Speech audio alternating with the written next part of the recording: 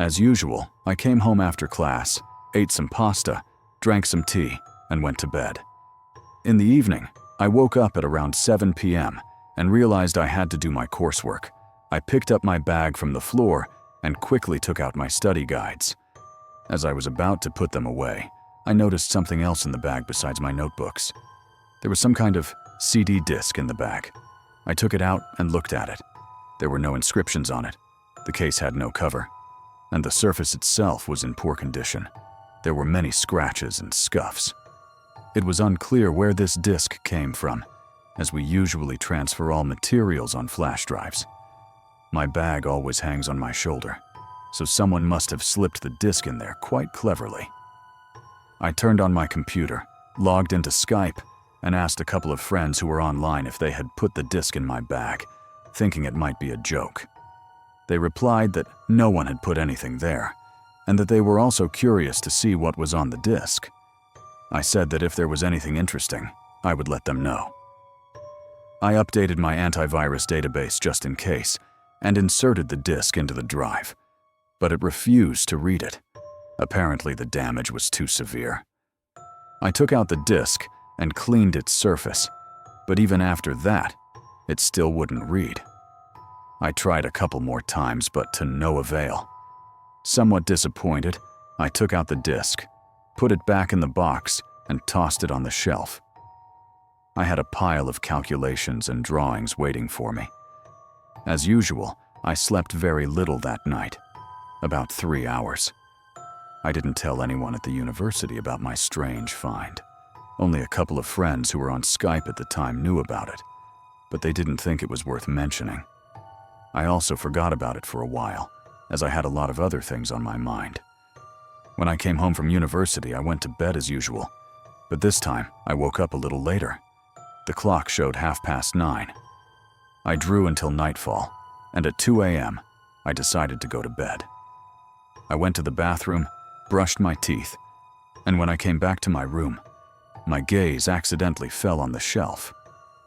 That very disc was lying there, seemingly in a slightly different position, separate from the others. Although I was feeling a little sleepy, for some reason I decided to try running it again. I inserted it into the disk drive, and after a moment, the auto-run window opened. On a plain white background was the Install option, and nothing else. It wasn't even possible to close this window. Probably it could be done through the task manager, but I didn't try. I clicked on Install. It didn't take very long. By default, the folder was simply named Game. Judging by the small size of the folder, I thought it was some old game, and I expected something crappy. The exe file icon was also unremarkable. Oh well, let's see what it is. I launched the file. The game started, and the main menu was a low-resolution image of a corridor with a door ajar at the end. A rather banal perspective. The menu items themselves were arranged as if they were inscriptions on the wall. Start, Truth, Escape. I couldn't find the name of the game anywhere. The Truth item was blocked and couldn't be clicked. I clicked the Start button. The level loaded quickly, and I finally saw what the game was about. It looked like some kind of quest with static background images and a three-dimensional main character, similar to the first Resident Evil games.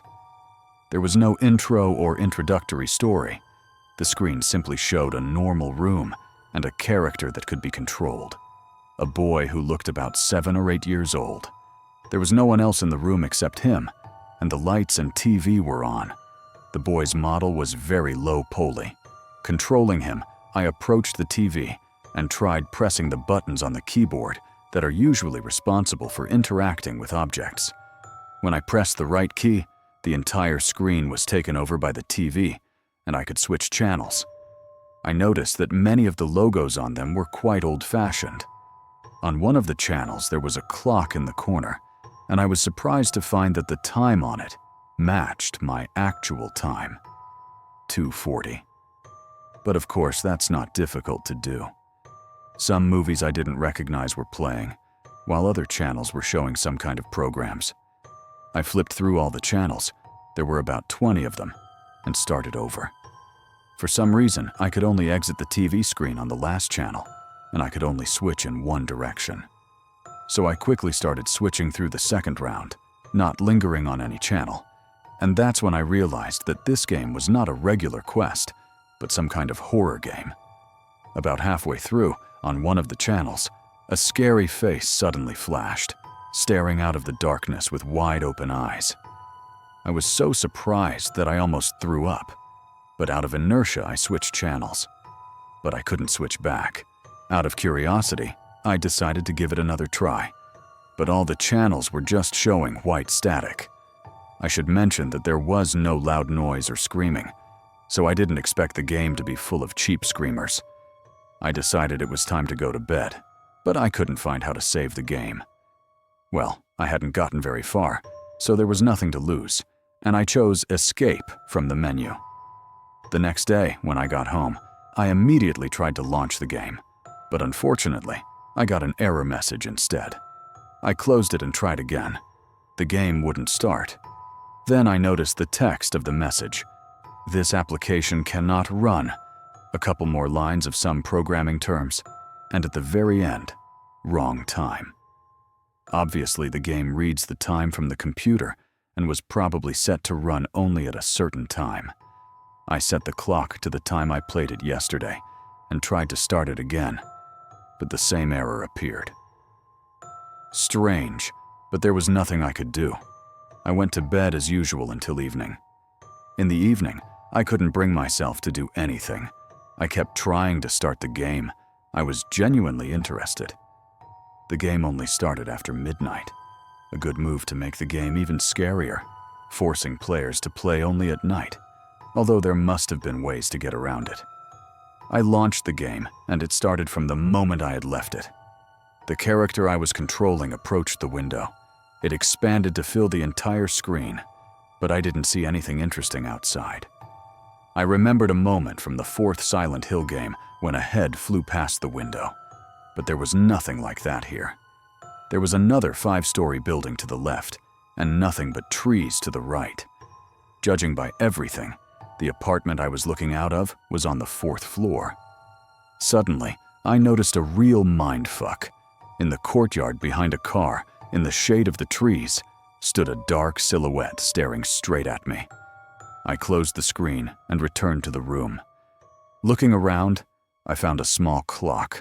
Despite the low quality of the textures, I could make out the time. Again, it matched the real time, even though I hadn't bothered to reset the clock on my computer, and the modem was turned off. I tried to leave the room, but a message appeared at the bottom of the screen. Mom said it's time for me to go to bed. I walked over to the bed and pressed the interaction key, after which the boy climbed under the blanket and the screen slowly faded to black. A couple of seconds later, there was a dull thud. It grew louder, and I even had to turn the sound down. The screen showed the room again, and the boy got out of bed. It seemed like someone was knocking on the door. It was clearly not a human knocking. I was really scared to open the door. The game developers had accurately identified the strongest childhood fears that can surface at any age. I slowly approached the door. I hesitantly pressed E, and the door opened. I expected some kind of monster to come out, as is standard. However, at that moment, the camera moved from its usual position behind the door. I saw the frightened face of a child staring straight at me, and suddenly he screamed, "It's right behind you!" I almost wet my pants, turned around, and, of course, saw no one.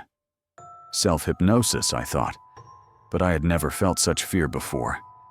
Enough of these horror stories for me. I'm close to a heart attack. I played for a little while, turned off the computer, and went to bed.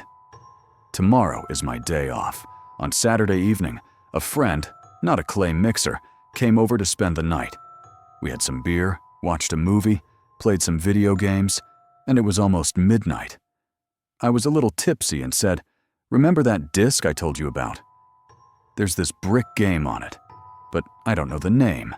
Have you ever seen it?" and tried to launch the game. And even though it was the right time, the error popped up again. This time, instead of the time message at the end, it said, "Not alone." But how? How could that be? My friend didn't really look into it and didn't understand anything, so I dropped the subject saying, "It won't start. Never mind." A day later, it was time to start the strange game again.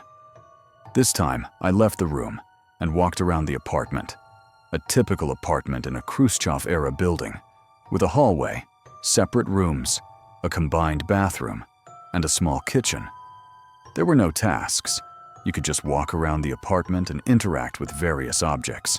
And, of course, there were bricks everywhere.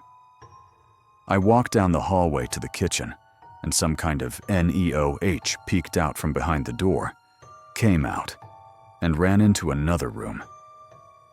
I couldn't bring myself to go in after that.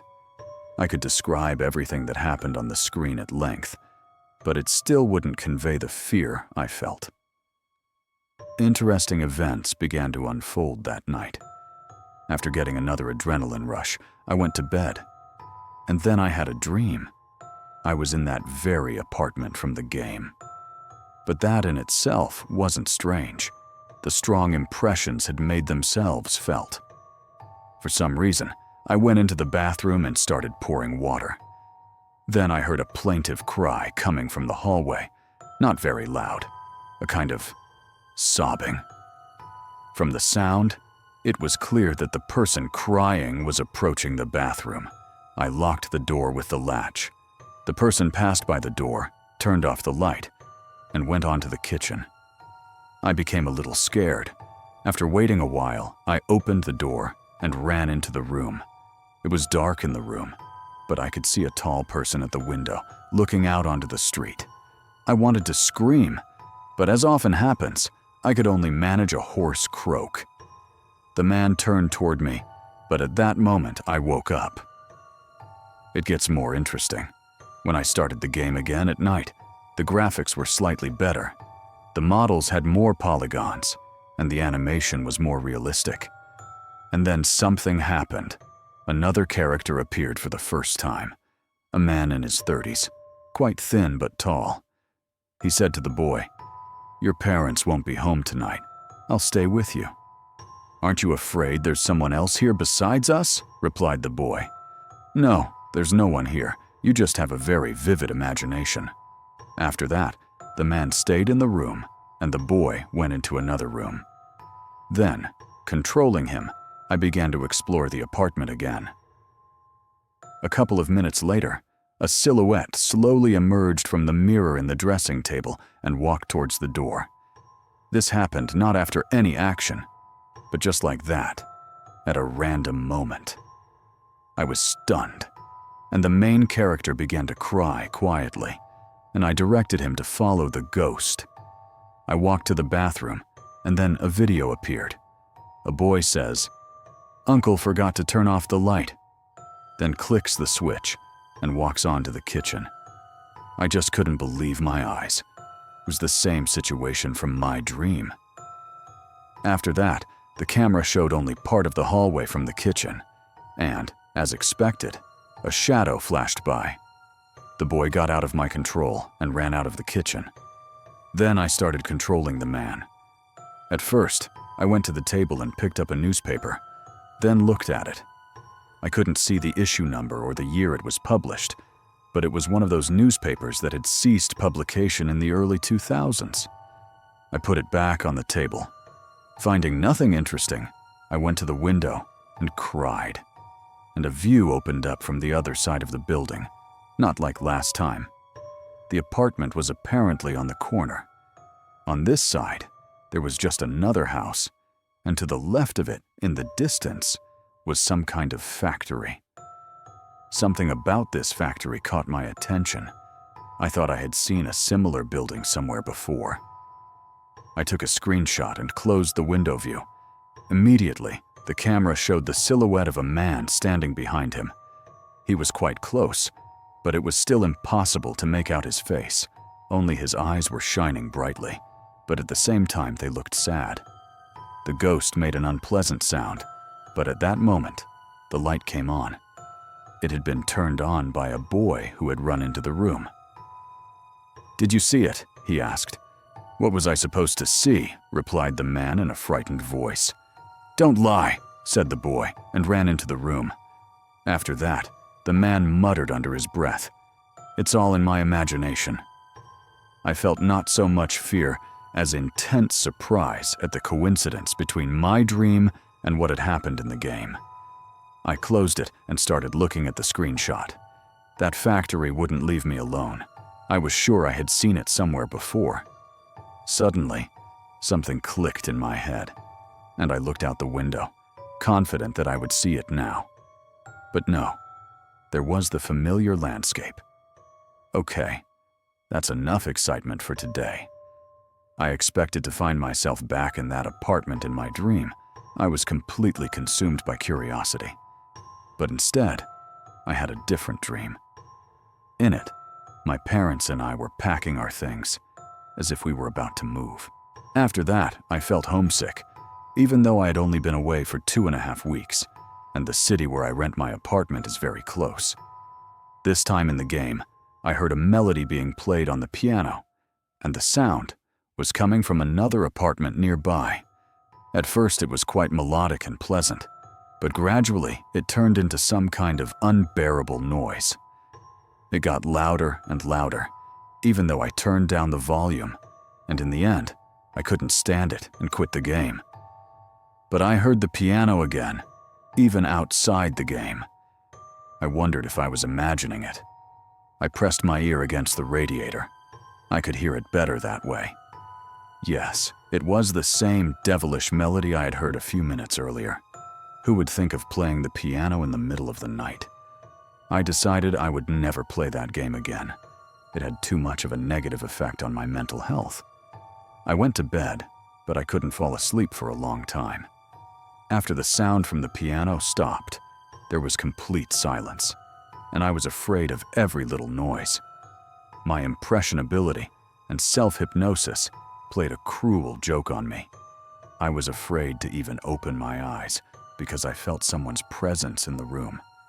In short, I didn't play the game again until the weekend. On Friday evening, I came home. The next day, I had to go to the village to my grandmother's for cucumbers, tomatoes, and other pickles. I made it clear that I didn't really want to go, but my mom said, "Just take the short route, it'll be much faster." I didn't know where that road was, so my mom started explaining where to turn. I heard that I had to turn somewhere near the old abandoned factory, and that piqued my interest.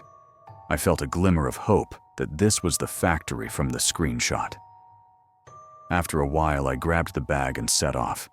I followed my mother's directions, and after a while, I saw a familiar building in the distance. Yes, I had found the factory. It was the one I had seen from the window in the game. I quickened my pace, did everything I needed to do in the village, brought everything I needed home, and immediately headed back to the factory. Using it as a landmark, I wanted to find the house itself, and then the entrance and the apartment. The factory used to produce cement and other building materials, but it went bankrupt a few years ago. It was pretty easy to figure out which way to go, but finding the right entrance was going to be harder. However, when I got to the courtyard of the house I thought was mine, I was hit by a powerful wave of memories. More and more episodes from the past flashed through my mind. For a while, this courtyard had become like home to me. I felt like a little preschooler walking home. Without even realizing it, I headed toward one of the iron entrance doors. Intercoms had been installed everywhere, and I, being shy, didn't want to ring the first doorbell I came across and ask someone to open the door. I had to wait until someone came out of the building. Finally, an old man came out to take out the trash. I went into the building and went up to the 4th floor. Yes, I was standing in front of a familiar door. What to do next? I was afraid that this was some kind of incredible coincidence, that a normal family lived behind this door, and that I would end my only adventure in life. I gathered all my courage and knocked on the door. No one answered, After waiting a while, I knocked again, louder. Still no one? Well, hopefully the neighbors will be home. I rang the doorbell of the apartment next door. A man's voice asked who I was. I replied that I needed to deliver a message to the apartment next door, but they weren't home, and asked when I could reach the residence. "I don't know," came the rude reply from behind the door. Disappointed, I went down to the landing. I looked out of the window and wondered where these vivid memories came from. But my thoughts were quickly interrupted when the door opened, and an old woman looked out and said, "What's that notice you've got there?" I hesitated and replied with the first thing that came to mind. "I have to pay. They owe money." The old woman said, "No one has lived here for 10 years. You must be mistaken." She seemed friendly, so I decided not to miss my chance. "Can you tell me who used to live here?" "Why do you want to know, son?" I said I was just curious, but it sounded so stupid that even the old woman probably could tell I was lying. Nevertheless, she invited me in. I was a little afraid of the man who lived with her, but while we were talking in the kitchen, he sat quietly in the room watching TV. The old woman told me the following story. A teacher used to live in this apartment. He was a good man.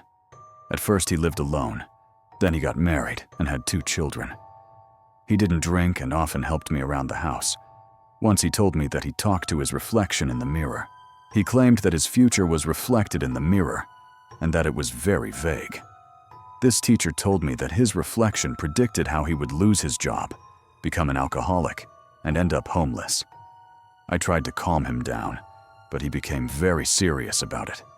Towards the end of his life, he told me that he couldn't take it anymore. Every day he saw himself in the mirror as a drunken vagrant. So he went mad, killed himself, and took his family with him. He slit their throats. No one moved into that apartment for a year, and when all these events were forgotten, a young man arrived, handsome and energetic. He was our newspaper editor, and how he could play the piano. I often came to listen to him, but after a few years, he became withdrawn, always gloomy, and his music became terrible, frightening even. Then he disappeared somewhere. He came home from work and vanished. He just evaporated. No trace. No one saw him or his body. The last tenants were a family who rented the apartment for a short time. I warned them that the apartment was bad, but they didn't listen to me. But they understood everything in time and left before trouble came. Oh, their boy used to scream so much sometimes. He cried so hard. I told them not to leave the boy alone at home, even during the day. So that was me, the boy. I asked the old woman to tell me more details because I'm interested in such mystical cases. She said that the neighbors had given her a key just in case and offered to open the door to the bad apartment. I gladly agreed. The man living with her, most likely her son, said, "Are you going to that apartment? What are you going to do there? Get out of here." The old woman scolded him for his unwelcoming attitude and asked him not to worry. We proceeded to the next door. I entered and immediately recognized the rooms, the kitchen, the bathroom. Seeing them in the game wasn't enough. I had to be here again. The view from the windows was exactly the same. I walked around the apartment and remembered how, as a child, I lived here with my parents because we had to rent an apartment while my grandparents were staying at our main residence for a while. We had sold our house in the village and hadn't yet bought the new one where they now live. The worst thing was that all those feelings came back to me.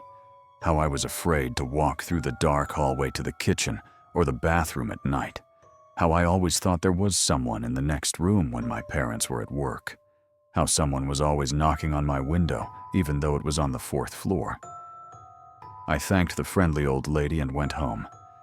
As I walked, I wondered whether I should tell my parents what I had found out about my past. They had done the right thing in letting me forget about it all, and there was no point in upsetting them. In the end, I kept quiet. After such an emotional shock, I became afraid to be home alone again. After the weekend, I return to my rented apartment and always keep my door locked. The light in the hallway is always on so that I can go to the bathroom. I stirred up the nest of my childhood fears, and I regret it. All because of that game disc. I started it up again just to see if I could press the truth button. It turned out you could.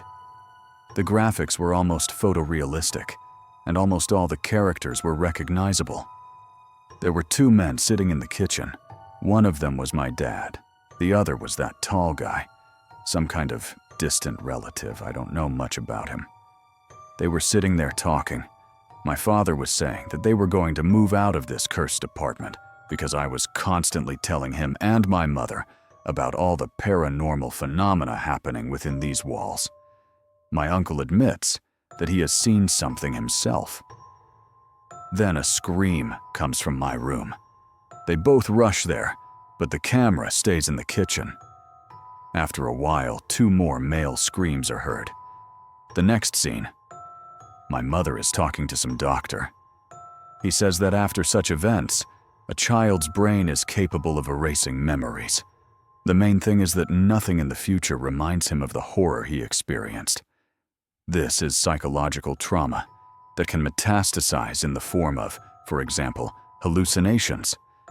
The final scene, the same apartment, but now a man, his wife, and their children are looking at photographs. Apparently, this is the teacher the old woman was talking about. Then the parents leave. A woman enters the room with a large kitchen knife and slits one child's throat, stabs the other in the back, and then leaves. Then the teacher enters the room with his wife. Seeing this, his wife faints, and he rushes to the children. At that moment, the woman with the knife jumps up behind him and stabs him in the neck from the front, then stabs the unconscious girl several times. The screen goes blank, but then the same scene resumes. The room is slightly rearranged, and there is a piano in the corner. A young man enters the room, sits down, and begins to play. Suddenly, 4 figures materialize next to him.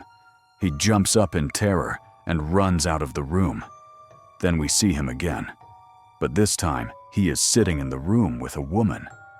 She is easily recognizable as the same woman who killed the entire family in the previous scene. She moves closer, hugs the pianist, then pulls a knife from her pocket and stabs him in the heart. Then the camera cuts to a camera installed in the stairwell. The woman leaves the apartment with a bag and walks with it to the neighbor's door, the very same door where the kind-looking old woman invited me in.